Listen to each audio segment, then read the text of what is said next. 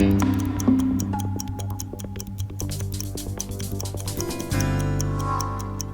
a new year and On the Clock is back. This year, kicking off our first episode is Kyle Klein of Shopify. Kyle, have you been keeping up with your any New Year's resolutions so far?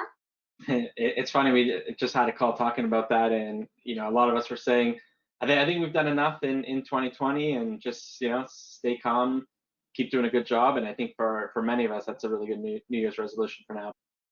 And so I understand that congratulations are in order as you just started a new position at the ASIS Toronto chapter as the YP chairman. What are you most looking forward to in this role?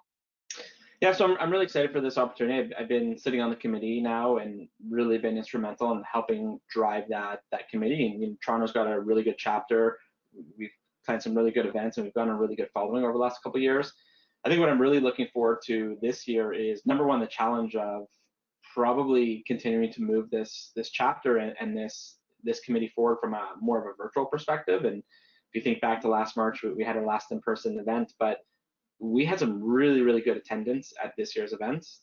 We like I said, we gained a bigger following this year with some of the events we're putting on. But I'm really looking forward to that challenge of how do we take our new normal and deal with what we have, but continue to grow the young professional community in security, all over the world, but especially focusing on Toronto. And I think it's going to be a little bit more of a challenge. We were really successful last year because it was new, it was fun. We did these virtual events. We really need to step it up this year. We really need to think outside the box. What can we do not only to educate our young professionals, but really get them more involved in, I think the biggest feature that the Young Professional Committee offered was that in-person networking, that, informal, get to meet the more seniors members of the committee or of the chapter. That's gone right now. So how can we bring these virtual, informal gatherings back in whatever 2021 is going to look like? And for me, that's what I'm most excited for, and also the challenge that comes with that. And you know what? What advice do you have to anyone who is either starting out in the security industry or they're contemplating a career in this industry? What advice would you give to them? Yeah, it's a great question that I get asked this all the time, in these types of interviews. For me personally, I like to really recommend. I'm a LinkedIn junkie. I think there's really great opportunity in utilizing LinkedIn properly, just to get out there and meet as many people as you can, especially more so nowadays when you don't have that opportunity to go have a coffee with somebody, go check out their workplace and have a meeting with them. Really just get your name out there and get to meet as many people as you can to not only learn about how they were able to get to where they are in their industry, but even about what they do. There's so many different jobs within the security industry. There's so many different environments just within security. It's great to just be able to understand what's out there and understand all the different avenues so that you understand what you need to work towards to get to something that you might be interested in.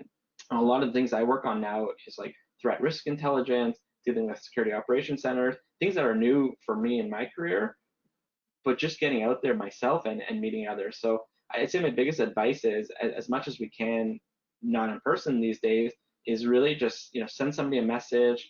Hey, do you have 15 minutes to have a virtual coffee with me?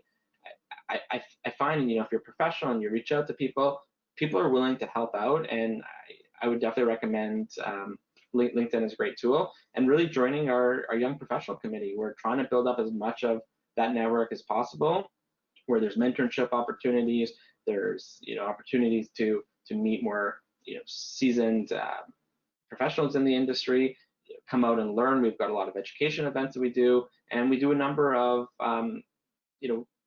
opportunities where we give back at the end of the year. 2 years ago we did an APP scholarship. This year we did a resume. Where you won, an opportunity to get your resume and cover letter fixed up. So we're always looking to give back as well and just be a part of the community, and we're here to help you. That was so wonderfully said, Kyle. Thank you so much for joining me today on this episode of On the Clock.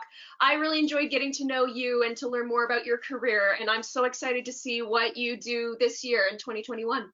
Likewise, looking forward to it, and thank you for the opportunity.